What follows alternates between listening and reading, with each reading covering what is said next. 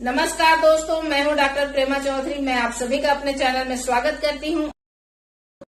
विश्व होम्योपैथिक दिवस, world homeopathic day के अवसर पर आप सभी को हार्दिक शुभकामनाएं। आज ही के दिन यानी 10 अप्रैल 1755 को doctor Christian Friedrich Samuel Hahnemann का जन्म हुआ था, जिन्होंने होम्योपैथी की खोज करके मानवता पर उपकार किया है। होम्योपैथिक चिकित्सा पद्धति से करोड़ों लोग स्वास्थ्य लाभ प्राप्त कर रहे हैं और अपनी बीमारियों को जड़ से मिटाने में उन्हें सहायता मिल रही है। होम्योपैथिक चिकित्सा पद्धति बहुत ही अच्छी पद्धति है जो समान से समान की चिकित्सा पर आधारित है और यह प्राकृतिक नियमों पर आधारित एक ऐसी पद्धति है जिससे जटिल से जटिल बीमारी को भी जड़ से खत्म किया जा सकता है। हर तरह की प्राकृतिक बीमारियों का इलाज इसमें संभव है और यह सब हो पाया है सिर्फ और सिर्फ डॉक्टर सैमुअल हैनीमन की वजह से। तो आज के इस वीडियो में हम जानेंगे कि होम्योपैथी के जनक doctor Christian Friedrich Samuel Hahnemann कौन थे, उन्होंने किस तरह से होम्योपैथी की खोज की, तो इनकी संक्षेप में जीवनी और होम्योपैथिक चिकित्सा की खोज कैसे हुई, इसके बारे में आज की वीडियो में जानने के लिए वीडियो में अंत तक जरूर बने रहिए। Doctor Christian Friedrich Samuel Hahnemann का जन्म 10 अप्रैल 1755 को जर्मनी के सैक्सोनी के मिसेन नामक जगह में हुई। इनके पिता का नाम क्रिश्चियन गॉटफ्राइड हैनीमन और माता का नाम जोहाना क्रिस्टियाना है। 1775 में इन्होंने अपनी मेडिकल की पढ़ाई के लिए लिप्सिक गए और यहाँ जीवन यापन के लिए ये फ्रेंच और जर्मन पढ़ाते भी थे और कई भाषाओं में किताबों का अनुवाद भी करते थे। आगे की पढ़ाई के लिए ये वियना गए और फिर एमडी की डिग्री इन्होंने इर्लेंगन यूनिवर्सिटी से प्राप्त की। चिकित्सा कार्य, डॉक्टर हैनीमन ने 1781 में चिकित्सा कार्य करना शुरू किया। 17/11/1782 को इनकी मैरिज हुई जोहाना लियोपोल्डाइन हेनरिएटा कुचलर नामक युवती से। डॉक्टर हैनीमन का रुचि जो है चिकित्सा के साथ साथ साहित्यिक कार्यों में भी रहा करता था। ये दोनों कार्य करते रहे थे, लेकिन कुछ समय के बाद डॉक्टर हैनीमन का मन चिकित्सा कार्य से विचलित होने लगा। उन्हें लगता था कि उस समय का चिकित्सकीय ज्ञान अधूरा है। वो ऐसी चिकित्सा पद्धति को अपना रहे हैं जहां दवाइयों के सही प्रभाव सही ढंग से परखे ही नहीं गए। उन्हें लगता था कि रोगी को दवा देने पर उस पर उसका क्या प्रभाव पड़ेगा वो स्वयं नहीं समझ पाते। कई बार मरीज को दवा देने पर ऐसा दुष्प्रभाव होता कि मरीज को नई बीमारी घेर लेती, जिसे ठीक करना उनके लिए और भी ज्यादा कठिन हो जाता।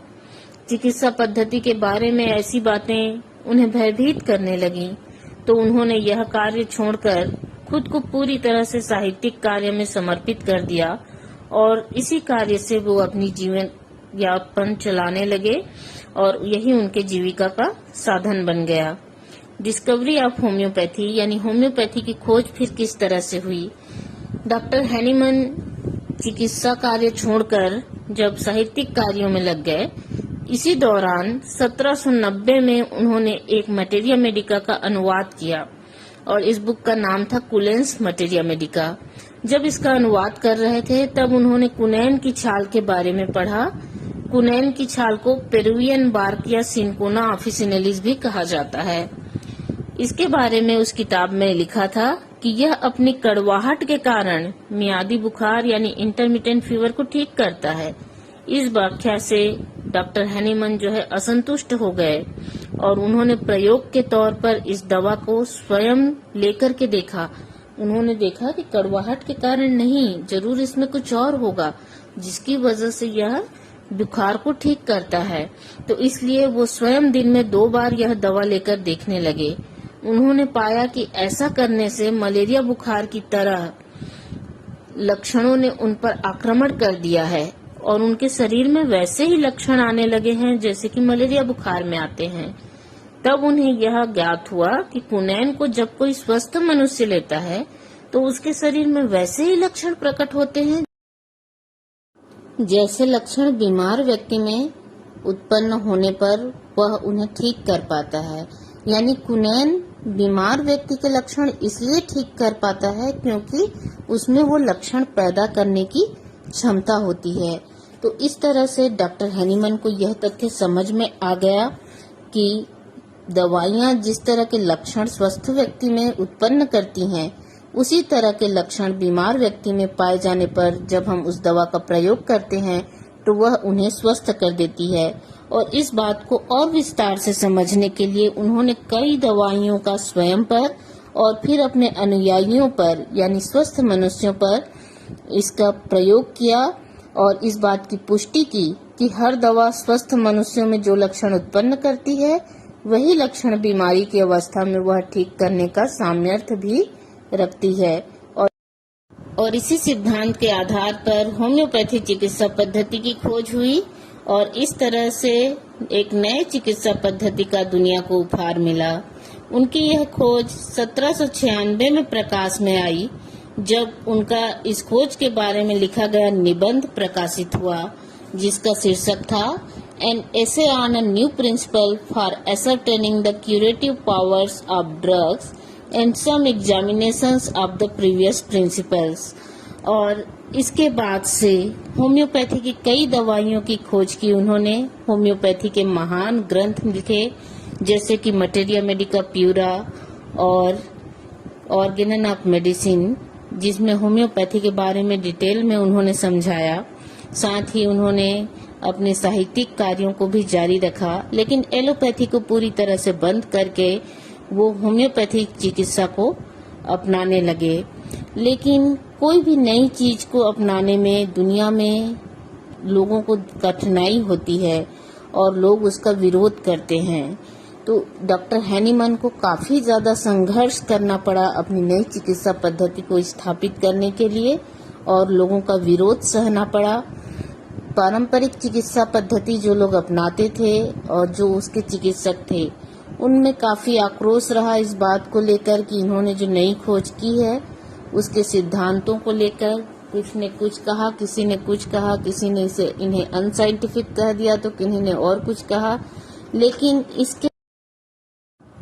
इसके पीछे क्या महान साइंस है, ये उन्होंने अपने कार्यों से साबित करके दिखाया और वो किसी के कहने पर विचलित हुए बिना अपने पथ पर लगातार अग्रसर रहे और नई चिकित्सा पद्धति को उन्होंने स्थापित करके दिखाया, लोगों को पूरी तरह से स्वस्थ करके दिखाया और इस दुनिया को महान चिकित्सा पद्धति दे करके दिखाया। इनका जीवन अच्छे से चल रहा था, लेकिन अचानक दुख की घड़ी इनके जीवन में आई और 31 मार्च 1830 को इनकी पत्नी का देहांत हो गया। इसके बाद 4 साल के अकेलेपन के बाद 1/1/1835 को इन्होंने दूसरा विवाह कर लिया और सेकंड टाइम इन्होंने शादी की। और इनकी जो सेकंड वाइफ थी वो इनसे काफी छोटी थी। इनकी शादी के समय इनकी पत्नी का उम्र था 35 साल और इनकी उम्र थी 80 साल, यानी वो उससे 45 साल की छोटी थी। लेकिन दोनों के बीच में केमिस्ट्री इतनी अच्छी थी कि उम्र कोई मायने नहीं रखती थी। इसके बाद वो अपना चिकित्सकीय कार्य करते रहे। नई चीजों को लोग आसानी से अपनाते नहीं हैं। इस तरह से तरह तरह के विरोधों को झेलते हुए, संघर्ष करते हुए इन्होंने होम्योपैथी को स्थापित किया और होम्योपैथी के लिए बहुत ही महान कार्य किए। इन्होंने होम्योपैथी के महान ग्रंथों को लिखा, materia Medica pura, Organon of medicine जैसी किताबों को लिख करके अपने चिकित्सा पद्धति को और भी लोगों को समझाने के लिए इन्होंने अपने पद चिन्ह छोड़े, जिनके आधार पर आज के चिकित्सक जो है इनको फॉलो कर सकें।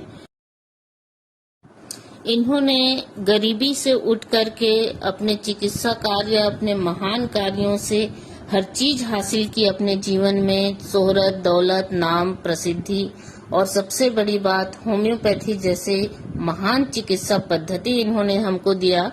और उसके बाद अंततः वो मनहूस घड़ी आ गई जब इनका अंत हो गया। 2 जुलाई 1843 को 88 साल की उम्र में डॉक्टर हैनीमन जी की मृत्यु हो गई। यह जानकारी आपको अगर अच्छा लगा तो चैनल को लाइक, शेयर और सब्सक्राइब जरूर कर लें।